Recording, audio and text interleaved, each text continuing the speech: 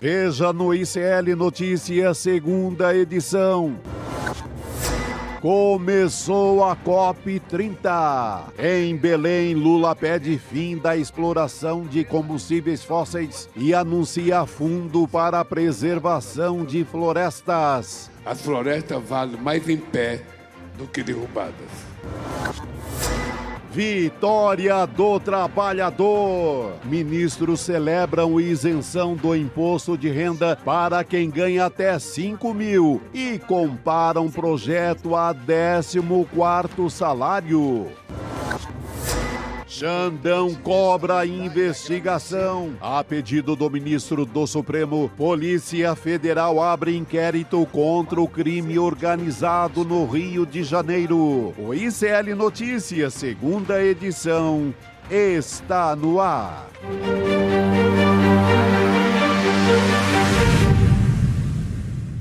Olá, boa tarde. Seja bem-vindo, seja bem-vinda. O ICL Notícias, segunda edição, está começando. Estamos ao vivo nos nossos canais, no Instituto Conhecimento Liberta, Eduardo Moreira.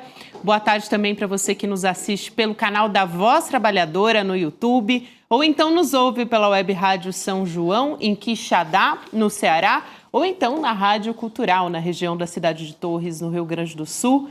A gente já está chegando aqui à nossa quinta-feira, dia 6 de novembro de 2025. E a nossa composição nessa quinta-feira está um pouco diferente também, a nossa mesa redonda. Boa tarde, Chico Sá, e também boa tarde para o nosso convidado especialíssimo, Pedro Costa Júnior. Bem-vindo. Boa tarde, Gabi. Boa tarde, Chico, meu maior brasileiro de todos os tempos. Cara, assim eu me derreto, rapaz. Trouxe uma coleção de livros aí seus para você assinar depois do programa. Bacana. Não, hoje tem reforço de peso, Champions League. Estou emocionado de estar aqui, viu, Gabi? Se puder mandar um abraço. Claro. Mandar um abraço para minha cidade, que hoje é aniversário de Poços de Caldas. Olha. Lá no sul de Minas. Brava, Poços de Caldas. Que coincidência feliz, né? Feliz. Cidade de Antônio Cândido, que não nasceu lá, mas fez a vida lá, e do grande Luiz Nassif. Sim. Do grande Luiz Nassif, nosso querido Nassif. Bela cidade, já tomei belos banhos lá naquelas águas milagrosas. Que maravilha, gente. E a gente também está aqui, só não avisamos o Pedro, né, do nosso dress code hoje, que era vermelho, né? Poxa! A gente tem uma telepatia aí, isso, cromática, impressionante. Mas vamos nessa, vamos então. Embora. Nessa quinta-feira a gente tem muita notícia pela frente. A gente falou ontem sobre a abertura da COP30, mas hoje começou a cúpula dos líderes. Teve um pronunciamento do presidente Lula. Esse evento antecede a COP30, que começa na segunda, e o presidente Lula defendeu a superação do uso de combustíveis fósseis. Impressionou muita gente, porque a gente vem falando sobre essa exploração de petróleo na foz do Amazonas. Vamos começar abrindo, então, com essa fala do presidente Lula e a gente volta a conversar por aqui. Vamos lá. Acelerar a transição energética e proteger a natureza são duas maneiras mais efetivas de conter o aquecimento global. Estou convencido de que, apesar das nossas dificuldades e contradições, precisamos de mapa do caminho para planejar, de forma planejada e justa, reverter o desmatamento, superar a dependência dos combustíveis fósseis e mobilizar os recursos necessários para esses objetivos. Chico, existia uma grande expectativa sobre esse pronunciamento do Lula, justamente por conta dessa exploração de petróleo, que ainda está numa fase anterior, que é para analisar e ver se realmente vai acontecer a exploração, né? Mas essa fala eu achei importante porque ele já diz muito abertamente, apesar das nossas contradições... Anotei aqui, contradições, apesar das nossas contradições. Foi o que mais me chamou a atenção, né? Ele coloca essas contradições no pacote da transição energética, que não dá, tem que competir com os outros países nesse último capítulo aí da Foz do Amazonas e depois vai todo mundo para uma certa igualdade. Eu entendo por aí. Você, Pedro, como é que você viu essa fala do presidente Lula? Eu acho que foi a primeira vez, talvez, desde que houve o anúncio anterior, né, de que o IBAMA tinha realmente autorizado essa primeira fase, vamos dizer assim, vamos chamar de primeira fase desse processo, que ele se pronuncia dessa maneira a respeito disso. Perfeito. Eu fico com a palavra-chave aqui do Chico, que é contradição, né? Lembrando aqui o professor Frederico Mazzucchelli, da Escola de Campinas, que tem um livro, um libelo, chamado A Contradição em Processo. O capitalismo é a contradição em processo. Então vamos pegar, por exemplo, o caso da China. A China, vai se lembrar bem, né, Chico, em 2012, quando teve as Olimpíadas de Pequim, alguns jogos simplesmente tinham que ser adiados, não podia acontecer, porque o céu de Pequim era um céu inabitável, era um símbolo da poluição mundial. Sim. Foi a China, foi Pequim. Mas a China, desde então, nas últimas décadas, tem feito uma transição energética, verde. De maneira que a China hoje é o maior poluidor do mundo, mas é, ao mesmo tempo, contraditoriamente, simultaneamente, o que mais investe em transição verde e o que mais faz energias verdes no mundo. Sim. Então, do ponto de vista geopolítico, nenhum país abre mão do petróleo que tem. Isso é um anátema do ponto de vista geopolítico. Até porque vem uma fronteira, um país fronteiriço, e pode roubar aquele petróleo de canudinho, Sim. Não é isso? Então, o que importa é cuidar das duas coisas, né? É um movimento contraditório, mas que é feito ao mesmo tempo no capitalismo, que é essa contradição em processo. Muito bom. Não, a China é um bom exemplo disso. Achei uma análise muito assertiva e o presidente Lula, enfim, ele fez um discurso bastante longo sobre isso, mas ele também cobrou, Pedro, cooperação dos outros países, né, dos países envolvidos para fazer esse investimento também da preservação de florestas tropicais e também disse que essa defesa do meio ambiente precisa estar alinhada à justiça social, para os povos que vivem nessas regiões. Vamos assistir mais essa fala, por favor. A gente volta a conversar sobre isso. Vamos lá. A mudança do clima é resultado das mesmas dinâmicas que ao longo de séculos fraturaram nossa sociedade entre ricos e pobres e cindiram o mundo entre países desenvolvidos em desenvolvimento. Será impossível contê-la sem esperar as desigualdades dentro das nações e entre elas. A justiça climática é aliada do combate à fome e à pobreza, da luta contra o racismo e a desigualdade de gênero e da promoção de uma governança global mais representativa e inclusiva. Também, Chico, a gente vai poder ouvir ainda nessa semana a análise da nossa Cristina Serra, que está lá acompanhando, é uma especialista em meio ambiente. É uma estudiosa do assunto, né? Pesquisadora dessa área, e vem alertando desde o começo sobre os riscos que estão implicados nisso. Inclusive, aquela demora do pronunciamento da Marina, quando a gente falou do anúncio da exploração, né, da primeira fase ainda, que é anterior à exploração, também deu uma tônica de como é que estava aquilo nos bastidores, né? O Ministério se pronunciou depois de algum tempo, acho que no dia seguinte ou uns 2 dias depois, né, do anúncio. Mas a Marina, ela demorou mais para se pronunciar sobre isso. Então, deu uma ideia de que realmente rolou um desconforto sobre essa pauta, que é uma pauta muito cara para o Ministério da Marina. Não, é um tema muito delicado ali, essa negociação. Marina e a parte do governo mais voltada ao desenvolvimento. Uma peleja que vai se ajustando aos poucos. Marina tem entregado muito, para usar um verbo muito em moda hoje, entregar, né? Na questão do desmatamento, né? Ela tem feito uma gestão incrível nesse sentido. Você não pode apontar nada de ruim no Ministério da Marina, no sentido que ela tem cumprido todas as metas que ela promete, aqueles números de começo do governo, ela vai lá e no prazo entrega. E essa questão da Foz da Amazônia, para ela era delicadíssima. Aliás, muita gente... Até numa sinuca política, com Isso. o Randolph e Exatamente. o Alcolumbre, ambos senadores pelo Amapá. Então tem essa contenda aí desde o começo do governo. Joga na mão do IBAMA, o IBAMA decide. Órgão técnico e vamos para o jogo. E no passado, é o que foi feito. Chico e Pedro também, no passado a gente teve uma postura diferente da ministra Marina Silva. Muita gente ficou receoso se eventualmente ela poderia deixar o posto por conta disso, porque lá em 2008, naquele licenciamento de Belo Monte, né, naquele contexto, Sim. ela deixou o cargo, enfrentou vários desgastes, então muita gente ficou preocupada da ministra de Meio Ambiente passar por uma situação dessa de novo. Isso faz quase 20 anos.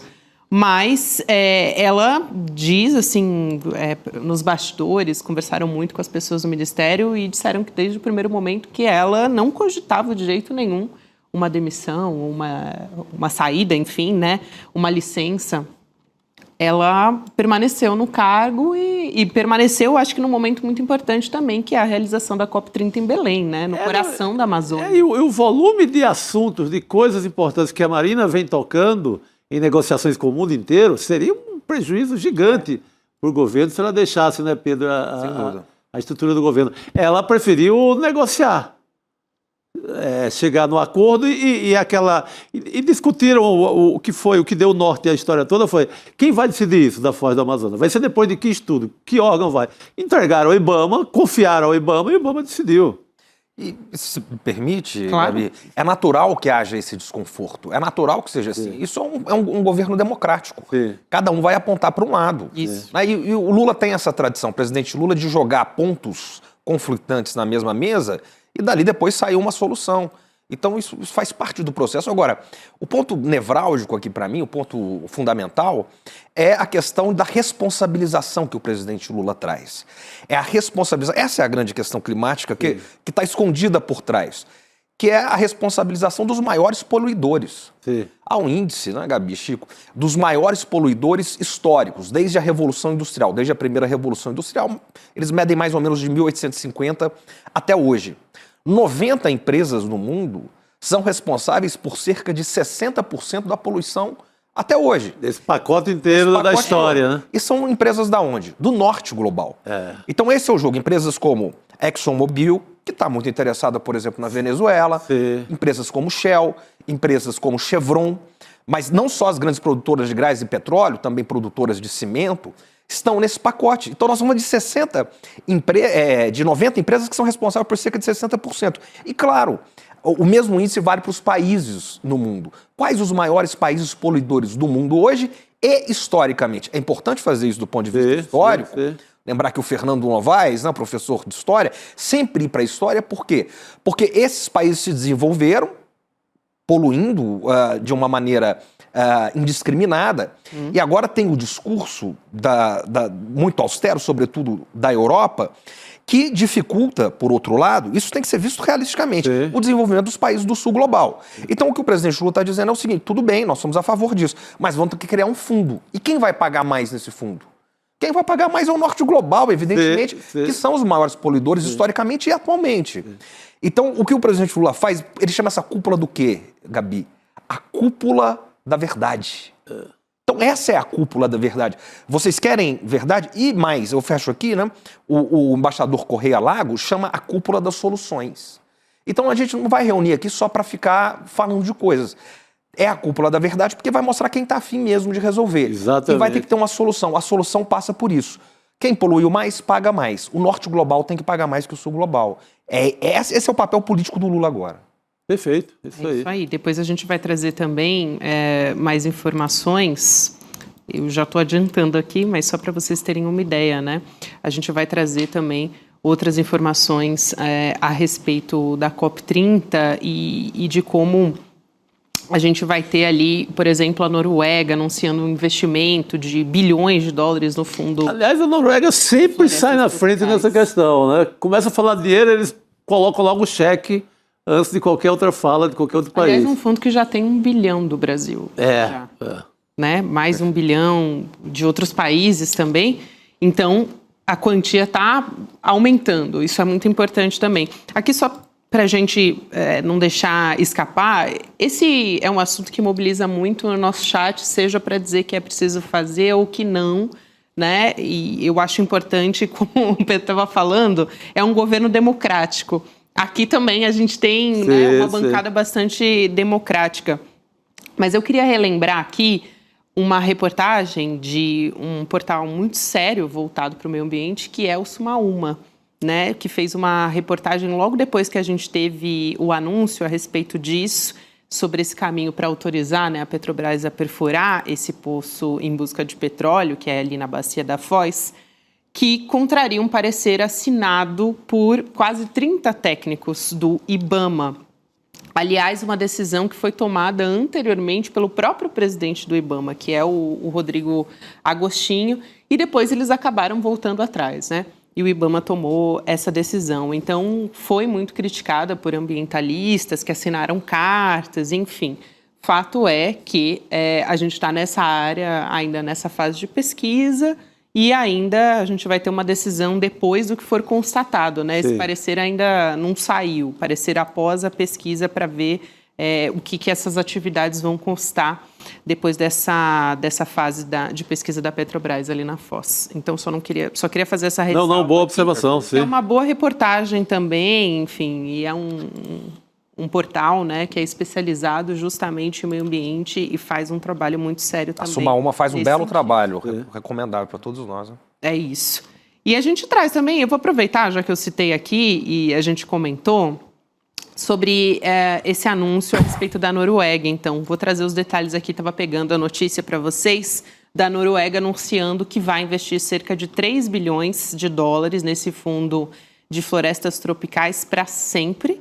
Esse fundo que tem 1 bilhão do Brasil, mais 1 bilhão da Indonésia e 500 milhões de dólares da França. Então, está no nosso portal do ECL Notícias também. E essa quantia supera metade da meta de 10 bilhões para o fundo. Então, a gente já está além disso. Né? Dezenas de jornais publicaram também um artigo do presidente Lula pedindo menos discurso e mais ações desses líderes que estão participando da COP30.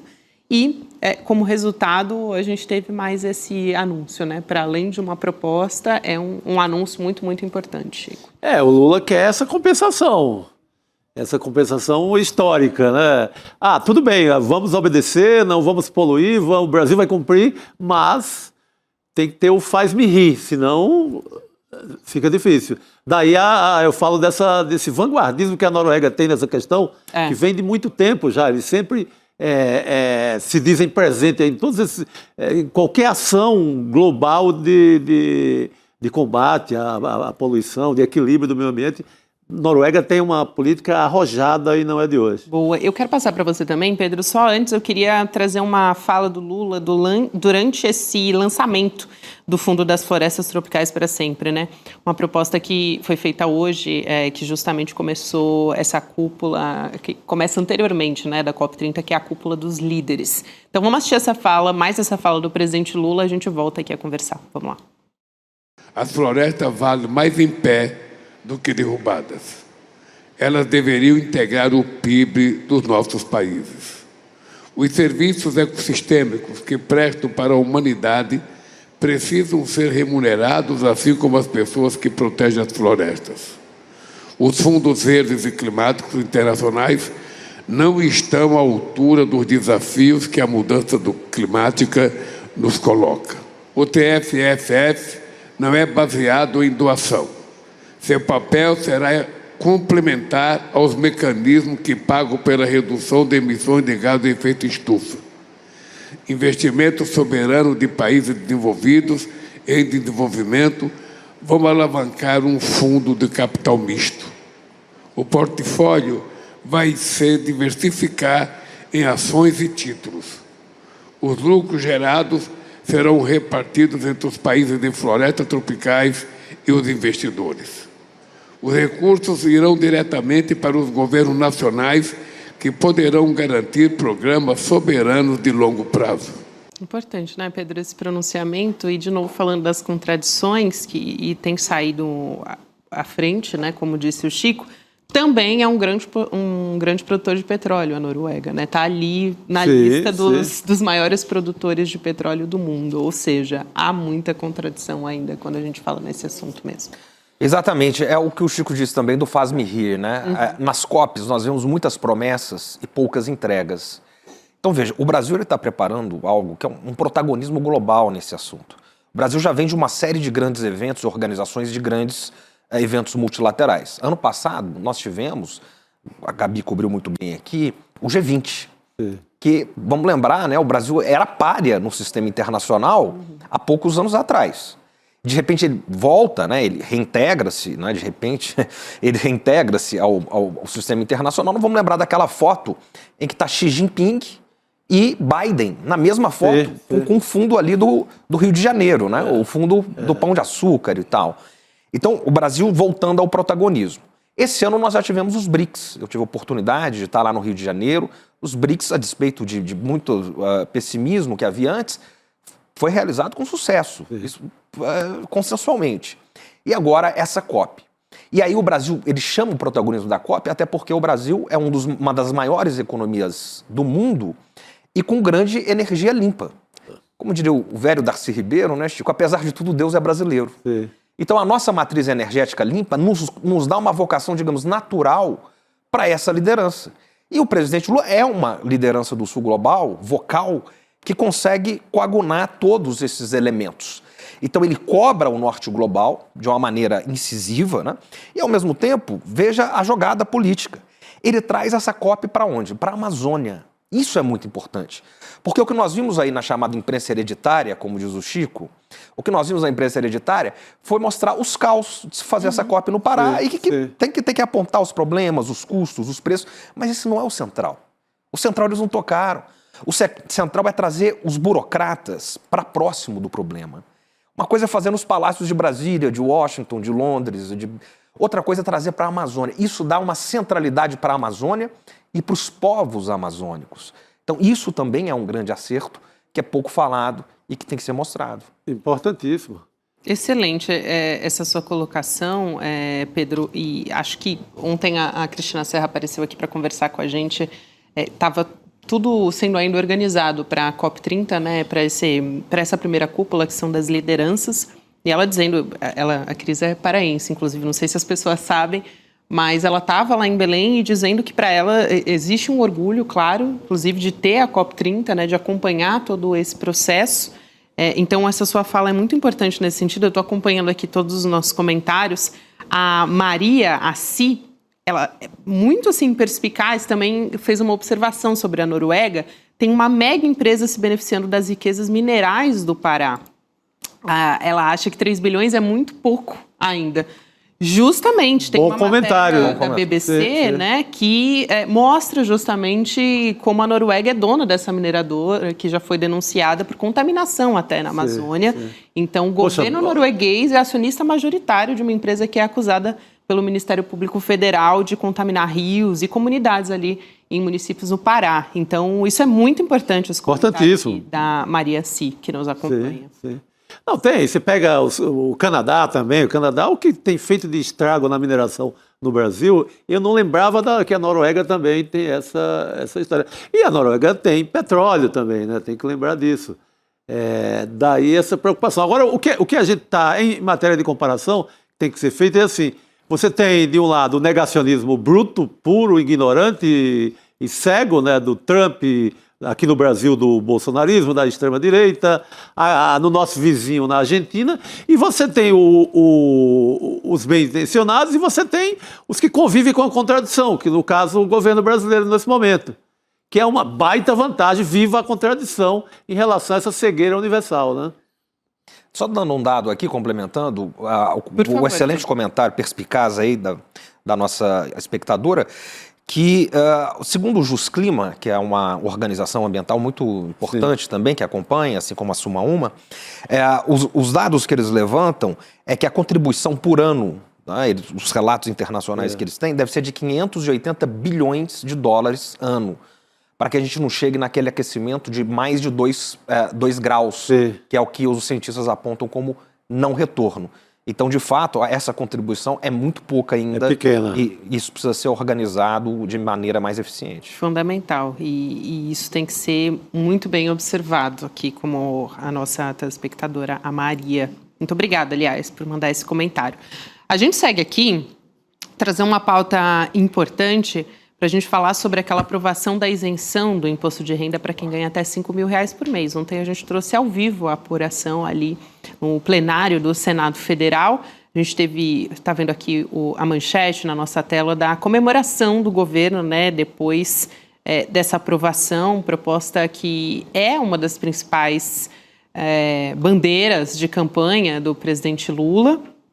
Aprovação que foi muito celebrada. A gente tem, por exemplo, o ministro Guilherme Boulos celebrando essa aprovação, dizendo que é resultado de mobilização popular, justamente porque quando a gente viu essas mobilizações nos últimos meses, muito se falava sobre taxar os super ricos. né, tinha fim da escala 6x1, enfim, algumas pautas ali sobressaíram. Essa foi uma das principais. Então, Guilherme Boulos diz o seguinte, o ministro-chefe da Secretaria-Geral da Presidência da República, abre aspas, resultado da proposta de Lula acima de tudo, um governo comprometido com o povo e da mobilização das ruas. Fomos às ruas com milhares de pessoas no Brasil inteiro e isso derrubou a PEC da blindagem e agora foi concluída com a isenção do imposto de renda e começar a taxar os bancos, betes e bilionários. Já mostra também um pouco do horizonte do que vem a partir de agora, né, Chico? Aliás, quando conversei com a ministra Simone Tebet, ela confirmou mesmo que é a bandeira do governo, né? Agora, aprovada a isenção, sim, agora partir para cima do esquema BBB, né? Betes, bancos e bilionários. Nesse pacote, o governo Lula já vetou, que eu acho que é uma notícia muito importante, uma tal de bet da Caixa Econômica Federal. Estavam ensaiando ali uma jogatina, uma bet. Isso é surreal. E a loucura que seria, a Caixa que é responsável pelo pagamento ali de muitos benefícios sociais, ela ia dar com a mão e tirar com a outra, porque a bet tira dinheiro do trabalhador, dinheiro da mesa da família. Tá ali a mãe captando feijão, vem a bet e tira. A imagem é essa, não tem outra. Então, seria um absurdo o governo permitir ter uma bet dentro da Caixa Econômica Federal. Isso já foi para o espaço. Era um sonho do Centrão. Isso já foi para o espaço. Agora tem que ir para cima, para completar o pacote, taxar mais mesmo essa gente. Centrão, aliás, que fez para conseguir ficar com a Caixa, né? O Centrão está todo lá dentro. Falaram, não, vai demitir todo mundo do Centrão que não volta com o governo. Ficaram caladinhos na moita, a Codevasp está lotado de gente do Centrão, a Caixa está... Não botaram quase ninguém para fora. Ninguém. O Lula conseguiu aprovar, o governo Lula, reforma tributária e essa questão agora dos 5% de isenção para quem ganha até 5 mil, quase num milagre com esse Congresso que é o pior da história, não tem nem comparação com o outro. Até agora. Já diria o doutor Ulisses. Dizer que acha que é ruim, espera o próximo. Não, esse eu aposto, cara. Nunca teremos uma legislatura pior do que essa, porque ela é reflexo de 2018 e da eleição do Bolsonaro. Ela é muito ainda reflexo do bolsonarismo todo ali, vem forte até 22, ainda se reelege que o Bolsonaro é muito votado, tem que esquecer que foi uma vitória apertada. Então é uma Câmara que reflete o bolsonarismo no auge. Eu acho que isso, pior do que isso, não teremos, não. Pelo amor de Deus, eu quero ter essa esperança minha. Eu também quero, amém, dizer isso. amém. Tomara que seja assim, né, Chico? Eu quero ver seu comentário também, Pedro. Só antes, vou convidar todos nós a ouvir a fala do ministro da Fazenda, Fernando Haddad, a respeito disso e trazendo um pouco do que isso pode significar no dia a dia, na vida das pessoas, né, essa aprovação. Então vamos assistir, a gente volta a conversar. Vamos lá. A partir do momento que 15 milhões de brasileiros vão ter uma renda um pouquinho maior, que pode chegar a um salário por ano, dependendo da circunstância, dependendo do trabalhador, isso significa que o mercado de consumo se amplia, que as empresas vendem mais, que para vender mais você precisa produzir mais, que para produzir mais você precisa contratar mais, que aí é uma roda que gira virtuosamente, que todo mundo ganha, até aqueles do andar de cima que vão pagar um pouquinho mais, vão poder vender mais. Todo mundo vai ganhar com esse projeto, porque nós vamos ganhar uma sociedade melhor, uma sociedade mais justa. Muito bem, então agora acho que a gente fez uma mágica enquanto o ministro Haddad estava falando. Voltamos diretamente para a nossa mesa redonda já com o Rodrigo Viana. Shazam, né, como diz os mais antigos. Boa noite, Shazam. Rodrigo. Bem-vindo. Oi, Gabi, Pedro, bem. Que honra, hein? Que minha, alegria. Chico Sá. O representante das Minas Gerais, Poços de Caldas. É isso. Sul de Minas na área. É aniversário de posse? Estou entre titãs aqui, meu Deus. Não sou digno nem de amarrar as sandálias dos pés aqui. Rapaz, mas essa fala do Haddad, Pedro, Chico, Gabi, a gente pode falar? Claro. Porque eu fiquei lembrando da época do Bolsa Família, lá nos primeiros governos Lula, quando a oposição na época, o PSDB, chamava de Bolsa Esmola. As pessoas esqueceram isso, né? Mas uma boa turma chamava de Bolsa Esmola. Sempre bom lembrar, né?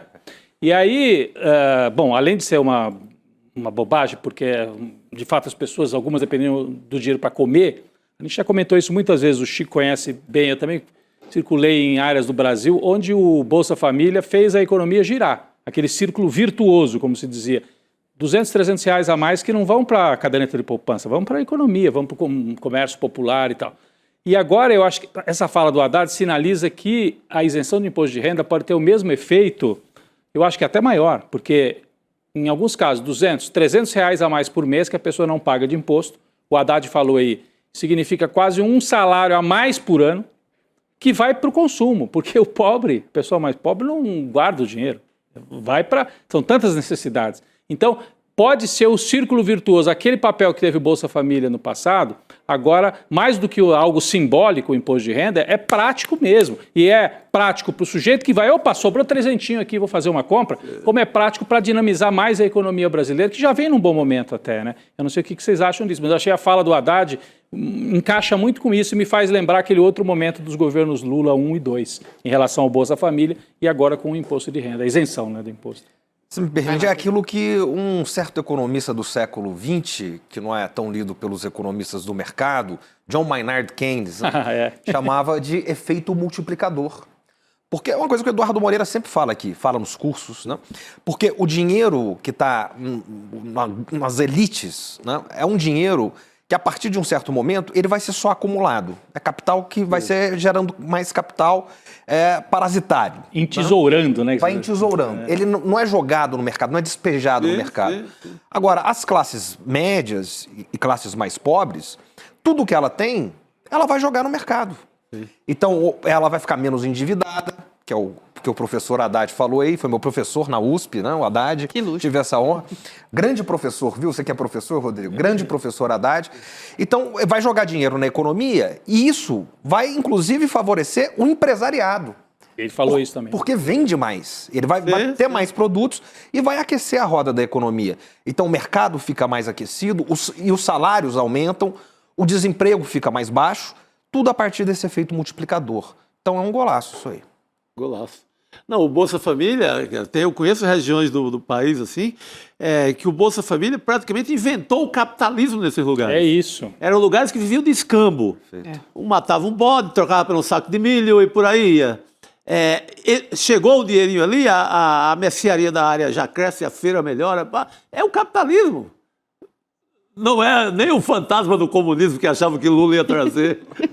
Lula tem que ser acusado do contrário, levou o capitalismo para algumas regiões do Brasil. É o fantasma do capitalismo nesse caso. De um capitalismo em que as classes mais baixas podem consumir. Eu vi, por exemplo, isso que o Chico está falando, em Serra Talhada, no sertão do Pernambuco. Sim, lá mesmo. Então, no sertão lá, né, no sertão do Pernambuco. Então, o pessoal dizia, e não é assim esquerda, era o povo ali, gente... O Bolsa Família é o que... Eu vi isso de comerciante local. O Bolsa Família é o que permitiu para o meu supermercado dobrar de tamanho em 5 anos. Sim. Porque daí o povo que não consumia, que só trocava isso, né? Trocava milho por arroz, passou a ter dinheiro na mão para fazer compra, né? E dinheiro, inclusive crédito, porque tem a perspectiva de continuar recebendo o Bolsa Família, né? E isso agora é a mesma coisa. O sujeito tem um emprego, se ele ganha 4 mil por mês... Faz a conta, ele vai ter 250 a menos de imposto de renda, são 250 a mais que ele pode fazer uma prestação. Se fizer isso usar bem isso, pode ser muito favorável à pessoa e à economia brasileira. Tanto que o Haddad chama de 14º salário, principalmente para algumas pessoas. É perfeito. É isso, e muita gente vilanizou, né, o Bolsa Família. Olha, qualquer ideia de bem-estar social, de melhora para a população, tem um cinismo da classe média para cima, nas regiões metropolitanas, que é total mesmo, que tira onda, faz piada no bar com essas bolsas, chamando de Bolsa Miséria, Bolsa aqui, Bolsa Lula, Bolsa Voto. É um cinismo clássico da classe média brasileira. Isso aí. O cara tá bem bom lá, vive bem, não vai dormir sem comer, tá lá, pede um hambúrguer, iFood. Tem lugar que não chega iFood, gente. É isso. É isso, Chico. A gente vai voltar a falar desse assunto também. Quero lembrar a todos que estão nos acompanhando aqui neste N2 que nesse domingo a gente vai ter o lançamento do livro do Edu Moreira. Ele está prestes a lançar o É Só um Jogo e Se Nada Disso Fosse Real. Então a gente tem um lançamento oficial nesse domingo, que é dia 9 de novembro, 8 horas da noite. Você pode ir lá em ecl.com.br/livro para você poder assistir o evento e também para garantir desconto para conseguir comprar o livro com desconto durante o evento desse domingo, mas tem que estar ali assistindo.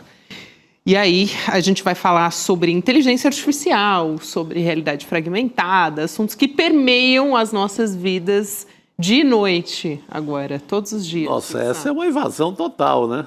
Você pega ali de 8 aos 80, todo mundo brincando na tal de inteligência artificial, mas tem com todos os seus perigos ali embutidos. É isso. Então fica o recado aqui para todos que nos acompanhem, não deixe de se inscrever em isl.com.br/livro.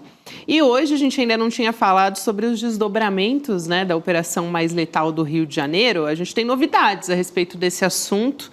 O diretor-geral da Polícia Federal, o Andrei Rodrigues, ele disse hoje que a Polícia Federal já abriu um inquérito para investigar o crime organizado no Rio de Janeiro. Investigação que foi um pedido do ministro Alexandre de Moraes, do Supremo. Ele foi para o Rio de Janeiro nessa semana, vocês devem se lembrar, para acompanhar os detalhes, os desdobramentos da operação, né, das forças de segurança, que foi a mais letal, como eu já disse. Também houve entidades ligadas a direitos humanos, né, a moradores das comunidades que foram atingidas.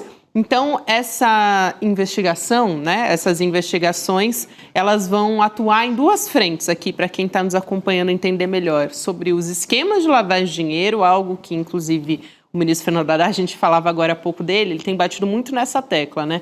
Então, esquemas de lavagem de dinheiro de facções e de milícias e, em outra frente, infiltração de organizações criminosas no poder público. Isso é muito importante também. O que o ministro Alexandre de Moraes fez? Só para a gente concluir, também chamar o nosso convidado que está nos esperando aqui. O ministro Alexandre de Moraes, ele solicitou imagens das câmeras, né, da operação no Rio, porque tem várias denúncias de uso excessivo de forças policiais, e ele apontou também um problema que é fundamental, que a polícia técnico-científica ela é subordinada à Polícia Civil, quem está fazendo a perícia, né, justamente. Então, isso compromete, claro, a independência das investigações. Aliás, acho que essa investigação é muito importante para ver como é que foi o acompanhamento do Ministério Público a todas essas perícias, né? Porque o Ministério Público se pronunciou muito rapidamente, fez uma coletiva de jornalistas à época ali da operação para dizer que ia acompanhar de perto toda essa perícia. Vamos chamar o nosso convidado aqui, o Felipe Pena, que é psicólogo e também professor da UF. Professor, um prazer te receber mais uma vez, seja bem-vindo. Boa noite, Ana, boa noite a todos, o prazer é meu estar aqui mais uma vez. Prazer te receber também, professor. Quero te ouvir, bom, primeiro sobre essa novidade que a gente tem, que é esse inquérito para investigar o crime organizado e também o âmbito dessas operações, né, que aconteceram ali no Rio de Janeiro, que a gente sabe que é a mais letal, e como é que está sendo feito todo esse trabalho de perícia. Acho que é fundamental a gente ir atrás dessas respostas, né? Bom, se é para investigar a infiltração do crime organizado no poder público, tem que começar pelo Flávio Bolsonaro, né? Porque eu preciso lembrar a todos e a todas que o Flávio Bolsonaro deu a medalha Tiradentes, a maior honraria aqui do estado do Rio de Janeiro, quando era deputado estadual, ao matador Adriano da Nóbrega, chefe do escritório do crime, o matador de aluguel, que vocês devem lembrar, foi morto por policiais na Bahia. Então, o primeiro a ser investigado, os primeiros a serem investigados, têm que ser os integrantes da família Bolsonaro, que sempre empregaram milicianos em seus gabinetes. Aí já está uma prova maior do impossível da infiltração do crime organizado, a milícia, no poder público, nos gabinetes de deputados. Mas se investigar direitinho, viu, Ana, chega ao governo do Estado, chega a meandros aqui do governo do Estado. Esse é um ponto. O segundo ponto, como vocês sempre me chamam para fazer análises um pouco mais semióticas e psicológicas, eu queria chamar a atenção que esse massacre horrendo que aconteceu no Rio de Janeiro faz parte de um outro tipo de guerra também, além dessa guerra que é anunciada. É a guerra semiótica que a extrema-direita produz nesse país há quase 10 anos. E ela tem inspiração nazista muito clara.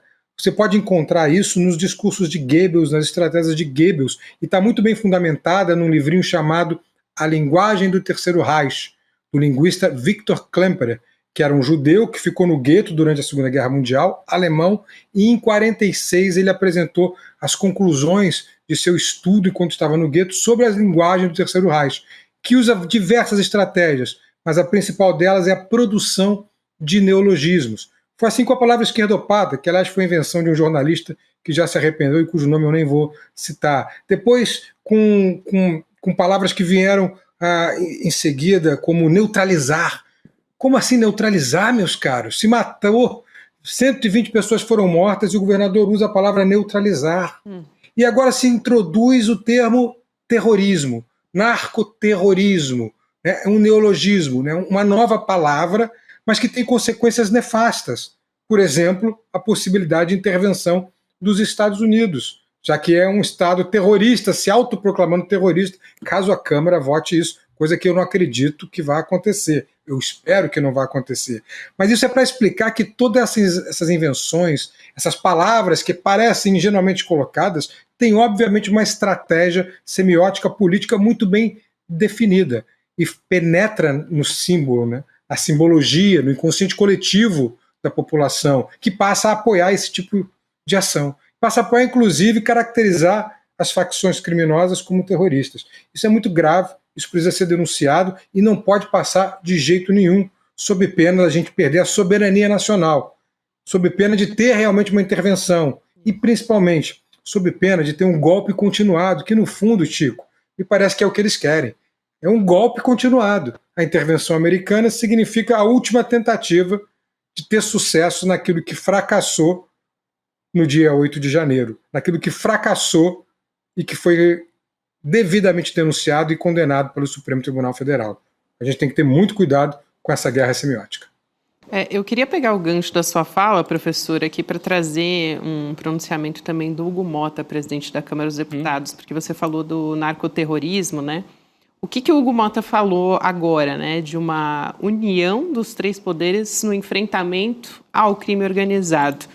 E ele disse que o parlamento não vai aprovar medidas que coloquem em risco a soberania nacional. A apuração que é da CNN. Vou colocar aqui na tela a fala para a gente poder ler juntos aqui o que diz o Hugo Mota. Não tenho a menor dúvida de que qualquer mudança legislativa que coloque em risco a soberania nacional não será aprovada. Nosso compromisso é com a soberania, mas também com o enfrentamento firme ao crime organizado. Ele estava num fórum em Buenos Aires, na Argentina, foi lá que coletaram essa fala dele. Pedro, vou puxar aqui sua especialidade, que é em relações internacionais também, para pegando aqui juntamente a fala do professor, né, Felipe, nessa guerra ideológica que a extrema-direita produz no país e que, quando traz esse termo, né, importa esse termo narcoterrorismo, também está se juntando a um diálogo com a extrema-direita do mundo todo, né? Uma intenção muito clara.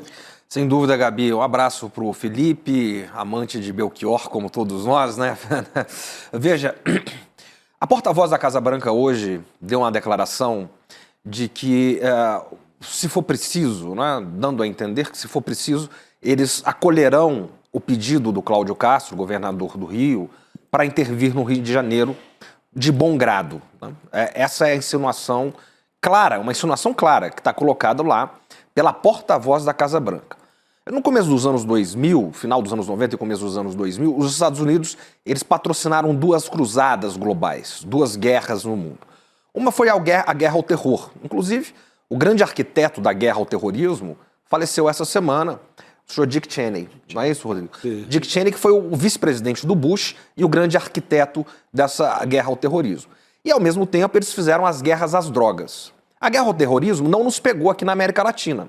Ela se voltou para as guerras eternas no Oriente Médio. Já a guerra às drogas tinha como alvo principal a Colômbia e países latino-americanos.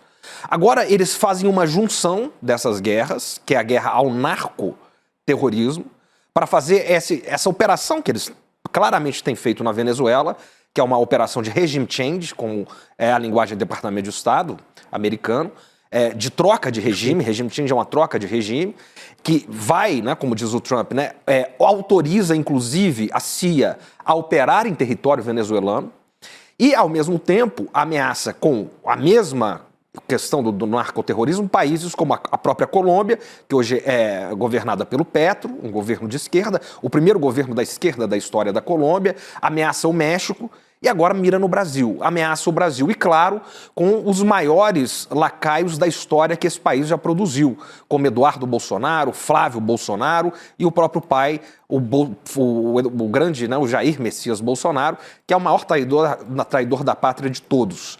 Então é muito sério, não é, essa linguagem do narcoterrorismo que tem sido aplicada, porque dá uma brecha para intervenções americanas dos Estados Unidos nesses territórios, inclusive no território nacional.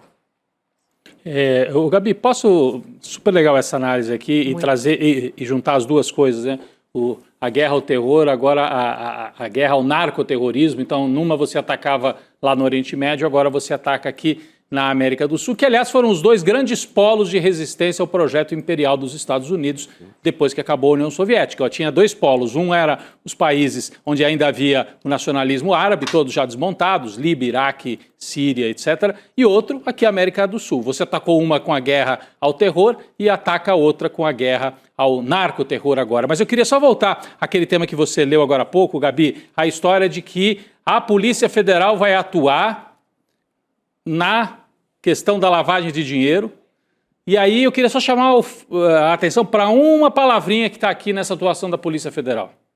Vai atuar em relação às facções e milícias. Eu queria entrar nessa palavra aí, porque até agora as ações, e o Felipe Pena pode falar muito melhor, que está lá no Rio de Janeiro, mas a gente acompanha daqui e conversa com gente também do Rio. Quer dizer, até agora, o Cláudio Castro centrou tudo nas facções. É como se não existisse milícia.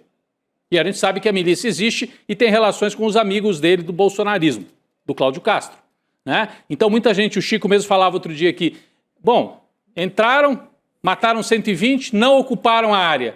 Ficou uma avenida aberta, talvez, para as milícias entrarem ali no Complexo do Alemão. Não sei se é o caso, porque não é tão simples, mas investigar as milícias. E talvez por isso também que o presidente Lula, que no começo adotou uma tática muito recuada em relação ao massacre do Rio, passou a falar em matança, talvez já sabendo que a investigação pode chegar no governador ou em gente muito próxima do governador. Por quê? Porque a Polícia Federal, se investigar a milícia, bate no governador, não tem outro jeito.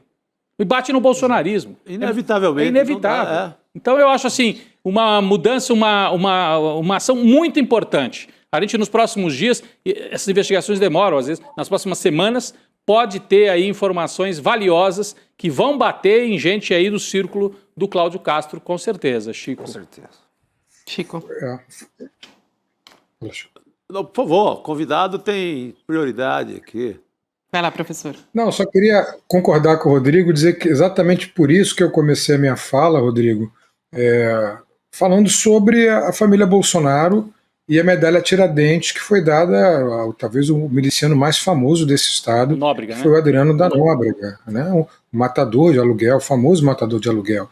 Além disso, o Flávio Bolsonaro empregou a mulher e a mãe dele no seu gabinete. As relações são notórias. Relações que, como você muito bem diz, e com total razão, estão no governo do estado, que é aliado da família Bolsonaro. Por isso Cláudio Castro não fala em milícia. O Rio de Janeiro todo está loteado, a gente sabe disso, e grande parte desses lotes pertencem a milicianos, que são ex-policiais, ex-bombeiros, às vezes policiais da ativa mesmo. Há muito tempo, um delegado aqui no Rio de Janeiro chamado Rodrigo de Oliveira, quando foi subsecretário da Polícia Civil, classificou de narcomilícia, porque a milícia há muito tempo faz, inclusive, alianças com o narcotráfico, com o próprio PCC de São Paulo, que entra aqui e faz aliança com algumas facções de milícias no Rio de Janeiro. O Comando Vermelho também faz. Né? Eu estou aqui e estou vendo, estou observando tudo isso de perto, então não dá para ter essa ingenuidade.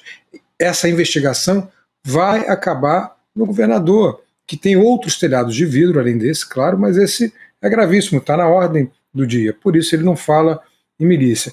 E um outro dado, eu não sei se vocês lembram, mas está aqui na minha memória ainda, quando o Ramagem, né, o delegado Ramagem, ele era chefe da ABIN, um de seus assessores, um policial militar, foi preso aqui no Rio de Janeiro, vocês vão lembrar, e ele estava fazendo contatos com milicianos e dando apoio logístico a determinadas facções de milícia para tomar territórios. E por que isso?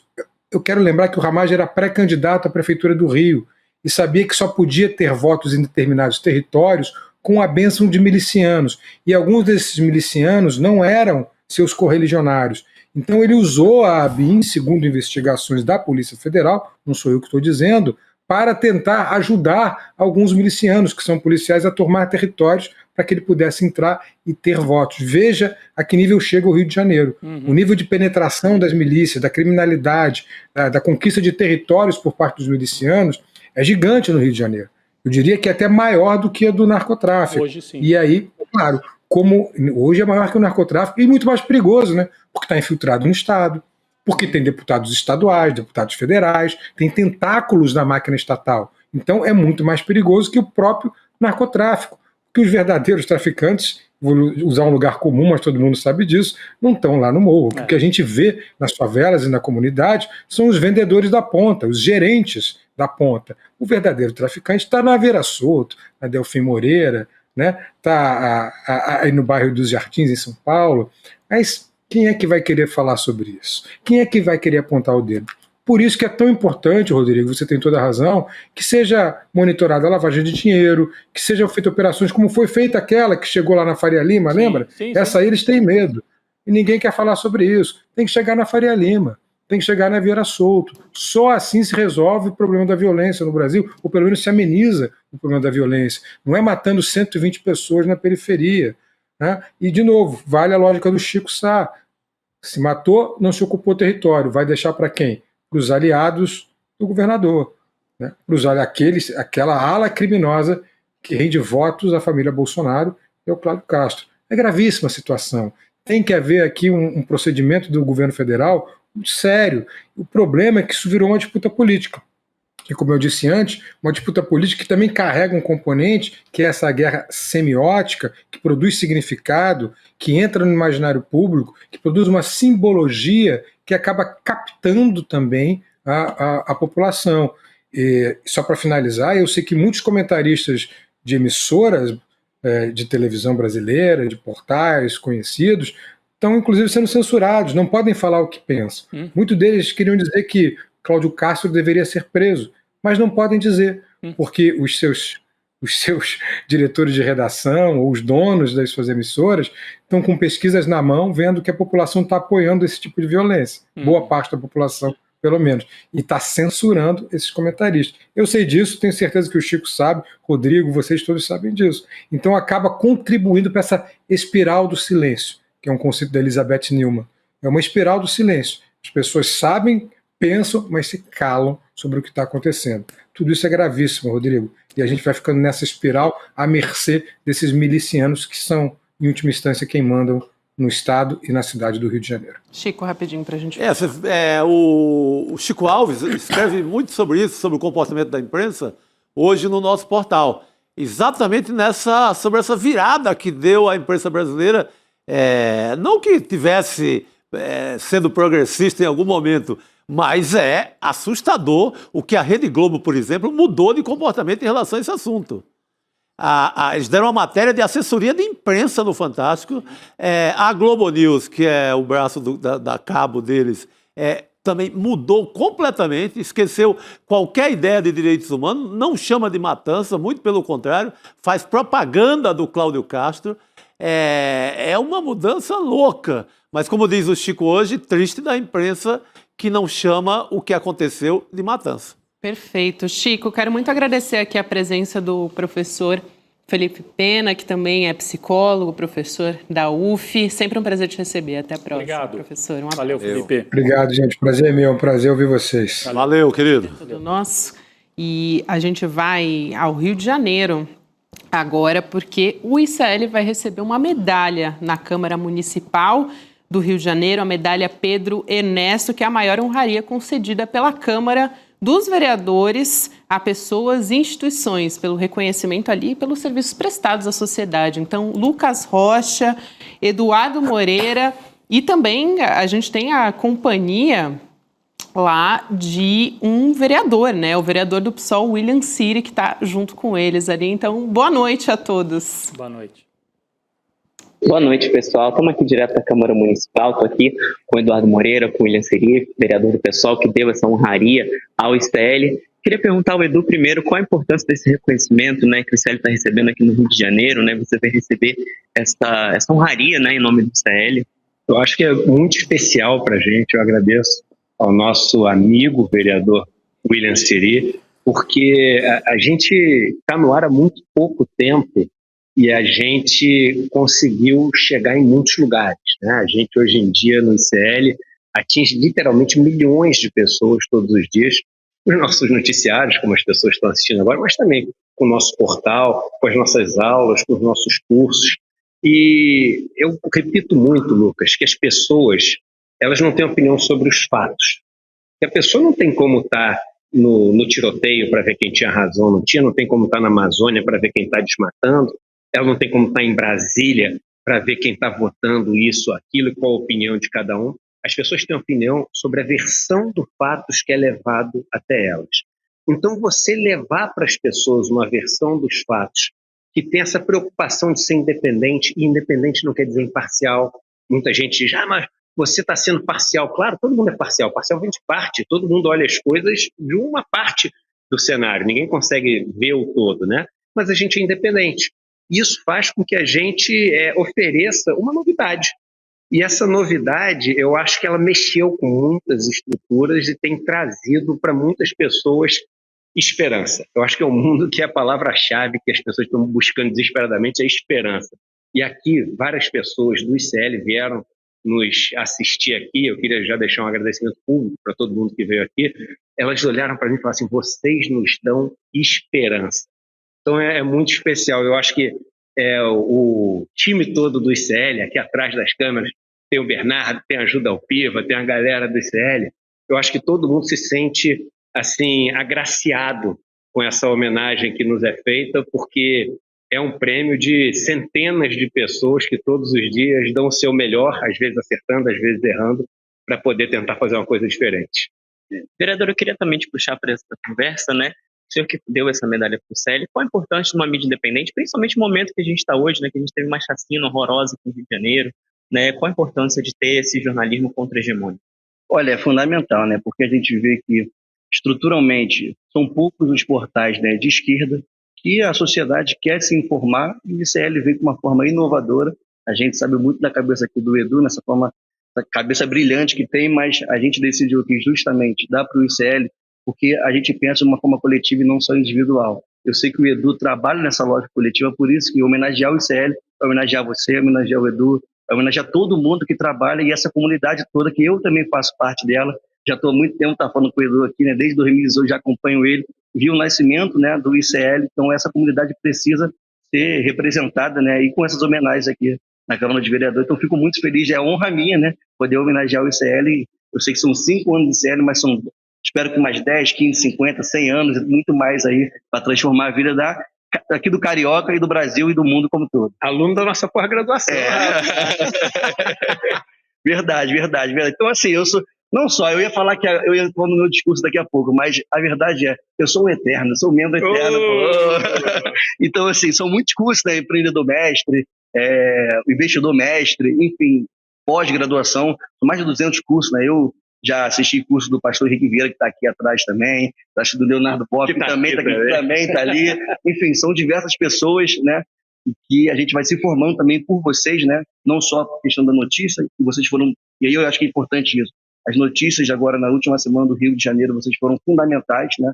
A gente sabe que o ICL acaba que está muito em Brasília, muito em São Paulo, pega algumas coisas do Rio de Janeiro também, mas essa semana o que vocês fizeram foi fundamental. Então esse é o ICL, por isso essa homenagem a todos vocês e a nossa comunidade, vou colocar aqui a nossa comunidade ICL. Posso pedir um favor para a galera que está assistindo? Sempre tem assim, dezenas de milhares de pessoas assistindo. Vamos seguir o William Seri, a gente está no ano que vem, ele é vereador, então não é a eleição do ano que vem, mas temos uma eleição importante no ano que vem, ele é uma liderança política importantíssima no Rio de Janeiro, e eu queria pedir para todo mundo que pudesse seguir ele, William Seri, ali no Instagram, você vai entrar, vai aparecer logo ali um dos primeiros, perfil verificado, então todo mundo que puder fazer agora, vamos fazer agora, para mostrar que a nossa comunidade também está junto com ele. É isso, valeu, tamo junto, um abraço, galera. Bom, pessoal, voltamos com vocês aí do estúdio. Obrigada, Lucas Rocha, aqui conversando com o Edu Moreira e também com o vereador William Siri, que estão ali a postos para receber o ICL, receber a nossa comunidade também que está nos acompanhando aqui nesse N2, receber essa honraria, né? A gente fica muito feliz também e o nosso abraço aqui à distância do nosso estúdio de São Paulo também a todos. Trazer mais um recado aqui para você que nos acompanha de que o ICL está concorrendo ao prêmio Reclame Aqui de 2025 e eu gosto sempre de usar a frase do Chico Sá, que é: a gente está concorrendo ao prêmio Reclame Aqui para você não reclamar. Cada vez melhor e não precisa nem reclamar. É isso aí. Então é para o contrário, né? Foi indicado para premiação de um bom atendimento. Então de não reclamação. Se quiser reclamar também pode, né? Todo mundo tem direito, né? Mas Sim. Mas é uma boa. Que será bem atendido, né? O importante é atender bem quem reclama. Isso é que dá o prêmio. Perfeito, é isso aí. Então dá para acessar icl.com.br/prêmio e votar no Instituto Conhecimento Liberta e confirmar. No ano passado a gente ficou em primeiro lugar e numa outra categoria, né? De EAD e de cursos também. E dessa vez a gente está nessa categoria de confiança do consumidor no ICL. Então, chamando também a nossa comunidade aqui para participar junto com a gente. Agora a gente volta aqui para o nosso noticiário, gente, com uma notícia do prefeito de Sorocaba. O pessoal conhece ele também como o prefeito TikToker, né? O Rodrigo Manga, que foi afastado do cargo por 180 dias. E ele é investigado por um suposto esquema de corrupção em contratos municipais na área da saúde. Você está vendo aqui a manchete do nosso site, do ICL Notícias, também as imagens do Rodrigo Manga. Ele reagiu e disse nas redes sociais, né, fez um pronunciamento, dizendo o seguinte, abre aspas, incrível, me afastaram do cargo de prefeito. Os caras tentam tirar do jogo qualquer um que ameaça a candidatura deles, fecha aspas. E ele fez referência a uma possibilidade de candidatura dele, né, ao governo de São Paulo em 2026. Vamos chamar também aqui o nosso convidado, que é o jornalista José Paulo Kupfer. Faz tempo que eu não conversava com o Kupfer, de outros tempos ali, de outros jornais que nos encontramos de novo. Kupfer, bem-vindo. Opa, não temos ainda o áudio do Kupfer. Acho que você tem que abrir o seu áudio por aí, Kupfer. Já a gente volta a conversar. Acho que ele mutou o próprio áudio. Mas a gente já volta a conversar com ele por aqui também. Voltou? Vamos ver se agora funcionou? Ainda não. Ainda não. Mas a gente vai resolver essa questão. Por enquanto, a gente vai falando aqui do prefeito TikToker. Opa, eu ouvi aqui um barulhinho. Agora temos. Kupfer, agora sim. Boa tarde para você. Bem-vindo. Não, tá tudo ok. É que eu tinha tirado o microfone para não atrapalhar vocês aí. Não tem problema, Kupfer, agora a gente ouve. Você chamou, lembrou dos velhos tempos, aí eu derrapei. Mas já está tudo ok. Bem-vindo. É um prazer enorme, que eu estava dizendo, estar aqui com essas lendas do jornalismo brasileiro, o Rodrigo, o Chico, e vamos lá, é um grande prazer, tive esse convite, foi uma surpresa, gostei muito, quero repetir. Boa! Então já fica o convite para a gente repetir também, claro. A gente traz agora essa notícia aqui do Rodrigo Manga sobre essa investigação, um suposto esquema de corrupção ali relacionado à área da saúde, né? E claro, em contratos municipais, porque a gente está falando do prefeito de Sorocaba. Queria ouvir o seu comentário sobre isso, Kupfer, porque é um prefeito que ficou muito famoso ali por fazer os vídeos, né, os cortes para as redes sociais, enfim, e atuando ali naquele esquema da extrema-direita que é o de fazer cortes, né, para as redes e atuando muito fortemente nisso. Eu vou comentar contigo, assim, como um cidadão comum, porque eu não acompanho, né, o Rodrigo Manga, de fato eu não acompanho o que ocorre no dia a dia de Sorocaba. Mas ele é um sujeito conhecido, porque ele usa redes sociais, usa intensivamente, e ele tem essa postura, esse jeito assim, ultramoralista, ultra de um conservadorismo reacionário, e aí você tem um certo padrão. Esses caras, querida, são corruptos. Pode ir firme nessa história. E o sujeito agora, enfim, deu uma escorregada lá, pegaram ele. Vamos ver, ele deve ter direito, espero, a todo um processo decente, em que ele possa se defender e que também a acusação seja profissional, seja bem feita e que ele não consiga explicar bem essas histórias. Eu acho que ele não vai conseguir explicar bem. Você lembra, Rodrigo, teve uma operação ali que o prefeito foi alvo, que ele fez... A primeira coisa que ele fez foi para as redes sociais. Sim. Acho que estava até de pijama ainda, sim, né? Sim. E o nome é bom, né? Operação Copia e Cola. A operação da PF de abril. É um esquema de licitações para amigo, é um esquema pesado. E é Polícia Federal. E fizeram a operação e o afastamento só veio agora. Veio uma prisão rápida ainda em abril e agora se confirmou. E a Polícia Federal só rolou o afastamento agora porque essas investigações foram confirmadas agora. Então não é que inventaram do dia para a noite, esse cara está aparecendo demais, é TikTok, vamos lá fazer alguma sacanagem com ele. Não, é uma apuração longa, durou quase um ano inteiro.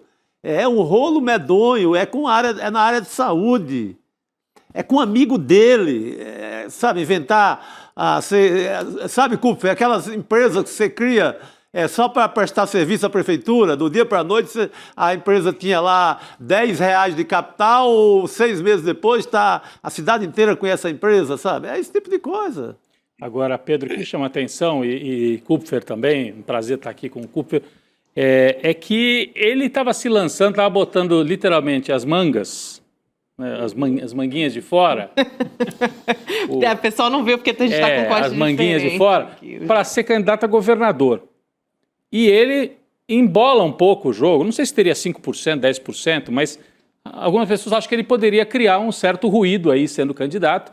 Ruído do lado conservador, porque ele vai tirar voto, ou dividir pelo menos o eleitorado do lado conservador. Ele é discípulo do Bolsonaro, ele se fotografava o tempo inteiro, ele usou muito o Bolsonaro para ter essa popularidade dele em Sorocaba. Apesar de ser um cara que não ia muito para esse discurso da porrada e bomba, era um cara mais assim de fazer gracinha. Não, agora tá querendo o exército na rua. Agora também quer? Tá em Brasília, ele foi para Brasília agora, para ter que colocar o exército, prender todo mundo, é a mesma coisa. Bandido bom é bandido, Manga, isso Bandido bom é bandido o quê? Né, o Manga, agora ele vai ter que explicar. É porque ele diz de uma forma palhaça ali, que é a estética do TikTok, mas no fundo ele é um homem quase de Ustra. De tortura, tá? Porque eles dizem hoje, a extrema-direita consegue dizer rindo num vídeo do TikTok de 15 segundos.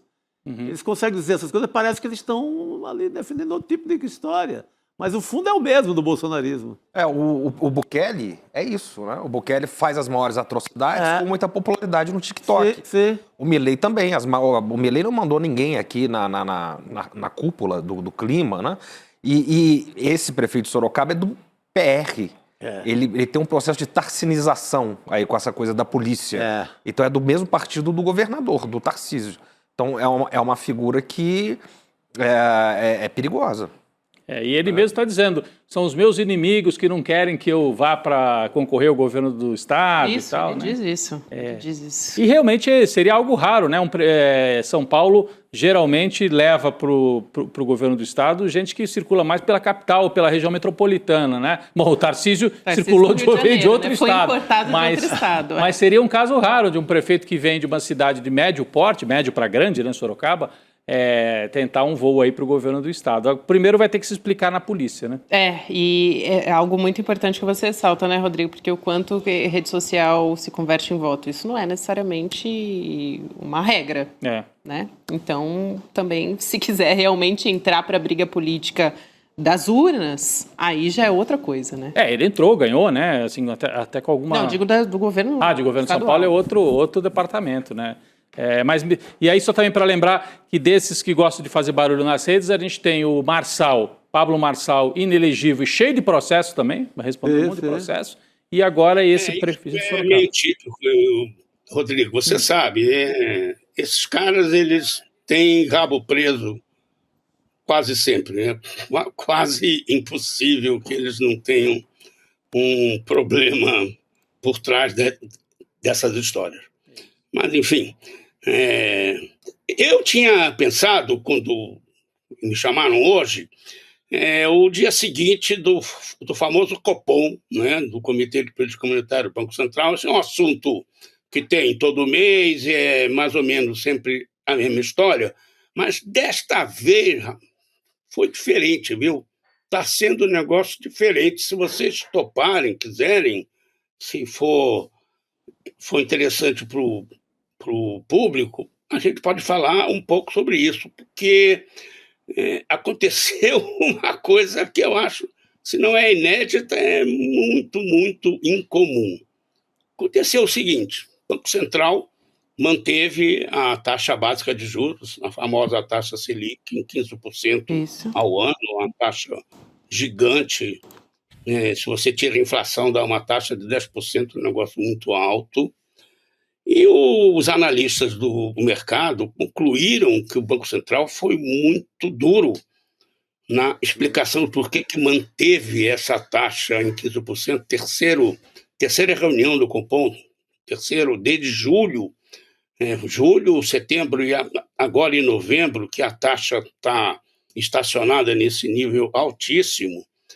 E tinha uma discussão de quando é que o Banco Central ia começar a reduzir os juros, porque ele vai começar a reduzir os juros.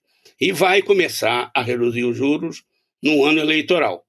Mas tinha uma discussão de quando seria isso. Aí o Banco Central decidiu manter mais uma vez a discussão era se iria começar esses cortes já na última reunião do ano, que é, se não me engano, dia 9 ou 10 de dezembro, ou se ia começar em janeiro, ou no máximo em março. Bom, aí veio ontem a decisão, aí saiu o comunicado, e aí as pitonisas, os tradutores daqueles textos do Banco Central, que eu chamo, que é escrito em coponês, que é uma língua peculiar do Banco Central, só iniciados conseguem entender o que está sendo dito de fato ali. E esse texto, esse comunicado, tinha uma expressão que era o seguinte, que vai manter os juros neste nível por bastante, guardem o advérbio bastante, por tempo bastante prolongado, como estratégia para fazer a inflação convergir para o centro da meta. O pessoal pegou esse bastante e falou, pronto, agora é que eles não vão mexer nos juros tão cedo, porque se não tivesse esse bastante, que tinha nos outros comunicados, nos meses anteriores, aí, quem sabe. Então, acharam que tinha sido muito duro. Mas o que aconteceu? Aconteceu o seguinte, pode ser que isso reverta, não se tem certeza quanto a isso, mas a Bolsa subiu, continua subindo, ela já vinha subindo, ela já está numa alta fortíssima, já tem gente achando que já está além do teto, que, portanto, vai ter um movimento de queda, mas a Bolsa subiu. Agora, nunca que você acha que a taxa de juros vai ficar alta, a Bolsa sobe, porque a Bolsa compete com os mercados de renda fixa, de aplicações em renda fixa. A renda fixa rende os juros. Quando o juros está alto, ela rende mais. E a Bolsa, que é uma coisa variável, fica menos atraente. Mas não. O negócio deu uma ziquezira, deu um treco, uma coisa... E aí, vocês que gostam de rede social, que tem de explicação, que não explica, tá um festival. para quem me é do desculpa te ramo, interromper, então a gente já volta a conversar com você. Só um minutinho que a gente vai transmitir imagens ao vivo agora da Câmara de Vereadores, lá do Rio de Janeiro, que o ICL está recebendo a medalha que a gente comentava agora há pouco. Vamos ouvir um pouquinho. Por favor. Senhor Gustavo Jaureg, amigo da infância do senhor Eduardo Moreira.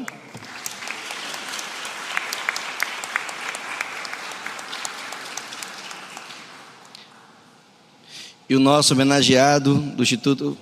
Não, aqui. Nosso homenageado, o Instituto do Conhecimento Liberta, deste ato solene, que vai representar pelo senhor Eduardo Moreira, seu fundador.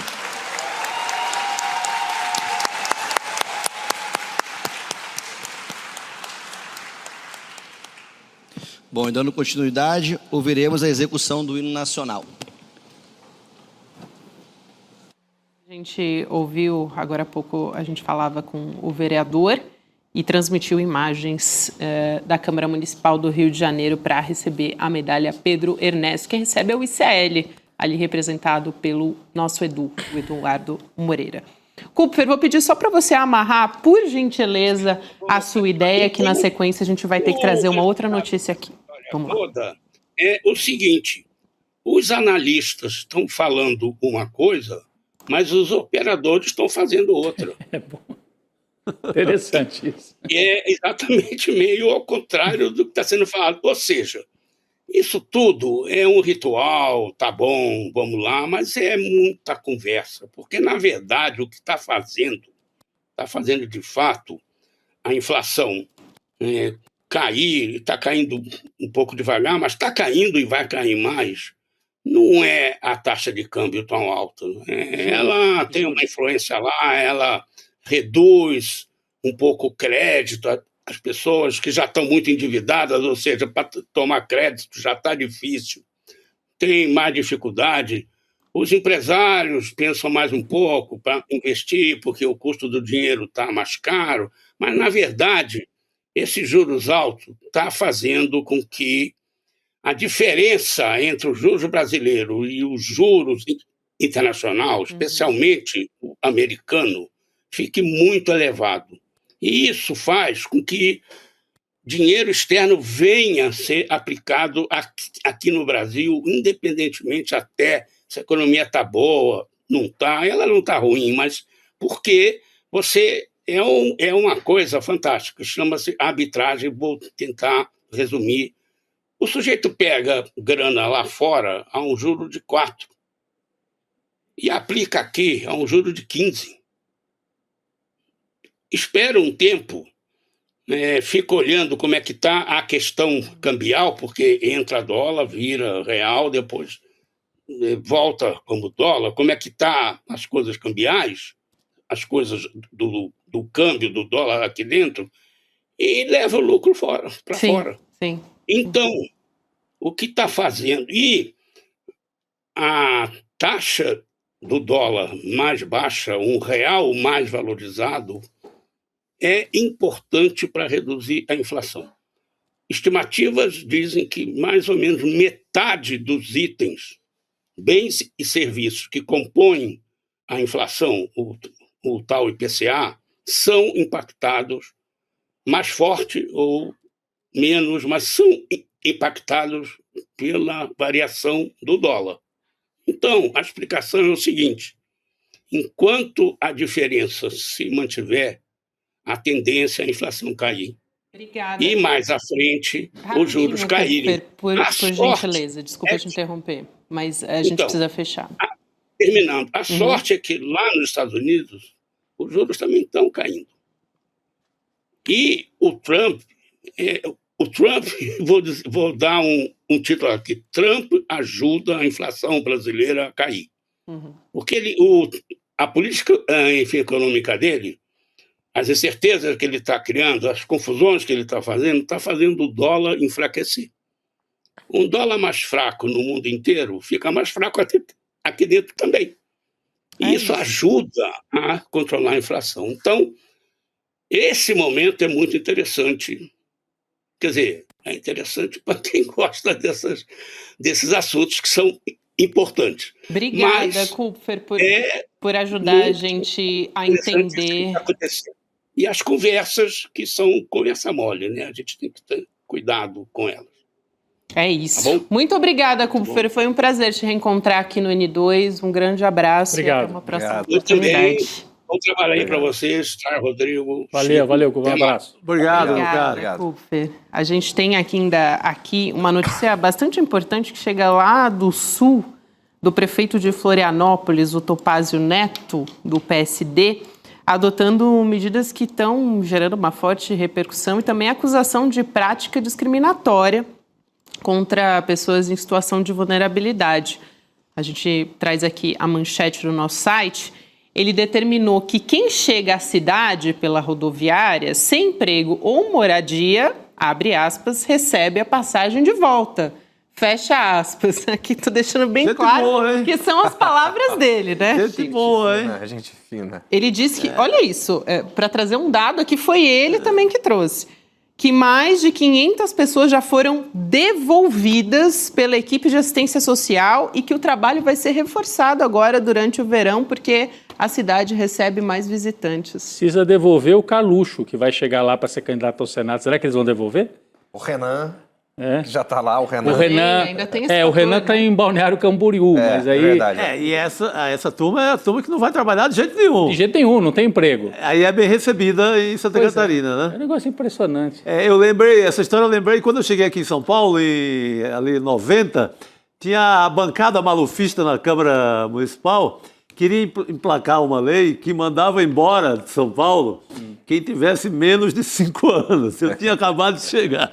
Falei, vamos mandar embora. Então, é esse tipo de coisa. Sempre tem a extrema-direita, tem uma fartura desse tipo de criatura na sua galeria, né? Normalmente são cristãos, amam a família e tal, mas não permite que um brasileiro, seja do lugar que for, se desloque para trabalhar pelo Brasil, enfim, né? Seja onde for, seja no sertão, seja na metrópole, onde for.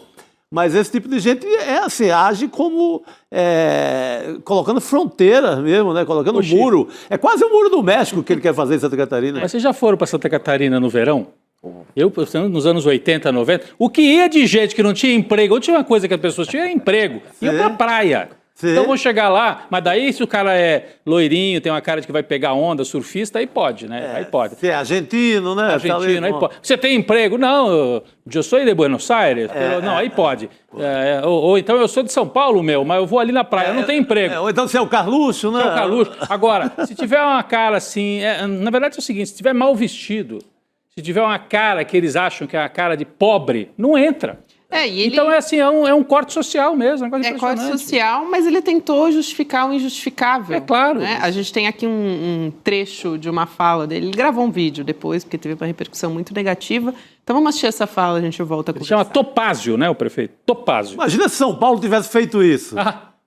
Seria uma provínciazinha desse tamanho. É inacreditável. Vamos devolver o Tarcísio. O Tarcísio podia vamos devolver o Tarcísio. Vamos devolver o Tarcísio. Vamos lá. Algumas pessoas que desconhecem a realidade da cidade e falando que vamos fazer controle migratório. O que a gente não quer é ser depósito de pessoas em situação de rua. Se alguma cidade mandar para cá, nós vamos impedir, sim. Se a pessoa chega aqui sem saber onde vai dormir, sem qualquer plano de vida, é óbvio que foi despachada de algum lugar. Pedro, eu queria muito ouvir sobre isso, porque ele falou em controle migratório, dizendo não é controle migratório, né?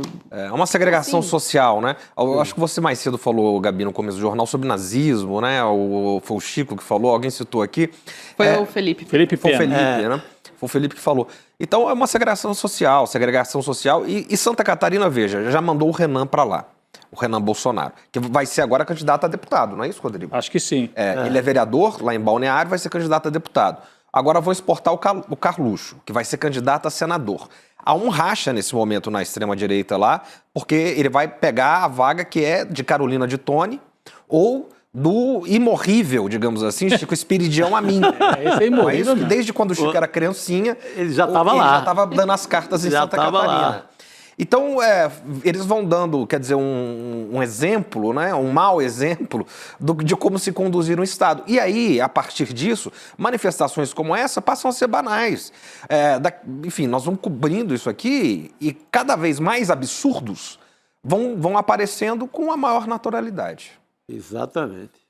Eu acho fundamental aqui essa colocação também e, bom, eu fico surpresa de ter que falar a respeito disso. Ele fez um vídeo, né, que a gente não mostrou aqui, mas ele fez um vídeo mostrando como se fosse um grande anúncio de Florianópolis nas redes sociais. Ele vai agradar ali uma fatia boa, né, do eleitorado, que esses vagabundos vêm de outro lugar, esses feios, sujos e malvados, feios, sujos, a gente vem invadir nosso Estado, que é europeu e tal, vai por aí. Não tem trabalho certo. O que eu tive de amigo foi para Florianópolis, curtir a praia sem trabalho certo, mas daí aquela carinha de garota de classe média, aí pode, né? Mas não tinha trabalho certo também, então a questão não é o trabalho, não ter trabalho. Pegar São Paulo, 90%, incluindo os italianos. Pois é. Incluindo quem veio da Europa, a Europa da guerra, da Segunda Guerra. Italiano pobre, ucraniano pobre, ou da Primeira Guerra. Japonês que veio muito aqui para São Paulo. Vem para tentar a vida no trabalho. Assim chegaram os nordestinos aqui e assim é feita uma cidade, é feita uma civilização. No momento que a gente tem, por exemplo, as eleições locais lá nos Estados Unidos, que a gente tem um discurso tão, assim, atualizado do Zohran Mamdani falando sobre a diversidade, calcando a campanha dele. Sim, lindo. Isso, né? Aliás, uma fala fortíssima, muito importante. A gente tem... Tem esses contra-exemplos no mundo, né? Agora, isso cá entre nós, é falta de Ministério Público, pô. É claro. Cadê? Não tem um promotor em Santa Catarina que diga que isso beira o nazismo, pô? É isso. E não é só imoral, né, Chico? Não é só... É como você diz, é irracional também. Sim. Porque São Paulo é a cidade dos imigrantes. Uma grande cidade, ela é construída com imigrantes, com diversidade, com contraditórios. Então também é irracional. É não inteligente. É uma política desumana e burra. Total. Justamente. Topázio, mas podia ser outro nome. Ele não fez topeira, talvez. Topázio para mim tá mais para topeira. Topázio Neto, né? Do PSDB. Topázio. Aqui. Com todo respeito às topeiras. Muito bem, então. Olha só, quero muito agradecer o Pedro Costa Júnior pela presença hoje aqui na nossa mesa. Muito bom, Pedro. Que é isso. Presencialmente, né? Já veio muitas vezes. Muito bom, meu cara. Volte sempre. Uma honra e uma alegria. Valeu. A gente vai se despedir nesse clima e também eu quero chamar todos que estão nos acompanhando agora para permanecer junto com a gente, porque a gente vai continuar transmitindo as imagens lá da Câmara Municipal do Rio de Janeiro, essa cerimônia de celebração para o ICL, que recebe a medalha Pedro Ernesto. Então, você que nos acompanha, fica junto com a gente. E o N2 está de volta amanhã e a nossa programação também de noticiário a partir das 7 horas da manhã. Boa noite, pessoal. Até. Turma, ficou pronto o meu novo livro que se chama É Só um Jogo. E se nada disso for real? O livro que eu escrevi até hoje, é o 13º livro que eu escrevi, que eu mais gostei de escrever. Uma provocação filosófica, assim, super inovadora, traz conceitos de matemática, filosofia, física e discussões que todos nós temos no nosso dia, mas de uma maneira totalmente nova. E eu diria até num estilo que revoluciona esse tipo de literatura. Eu vou lançar esse livro no dia 9 de novembro, um domingo, às 8 horas da noite, e vou falar sobre tudo o que está acontecendo, que as pessoas não têm nem ideia nesse mundo da inteligência artificial, e explicar para vocês de onde vieram os insights desse livro. E até vou ler um trechinho para vocês. O mais legal é que, além desse encontro incrível, vocês vão ter a oportunidade de adquirir o livro por um preço super especial e autografado. É o livro que eu mais gostei de escrever. E eu acho que vai ser o livro que vocês vão mais gostar de ler. Não que vocês vão sair do livro todo animadinho, não. Mas vão sair com a cabeça, pirando. Aquilo que um livro deve fazer com as pessoas. Um abraço e até dia 9.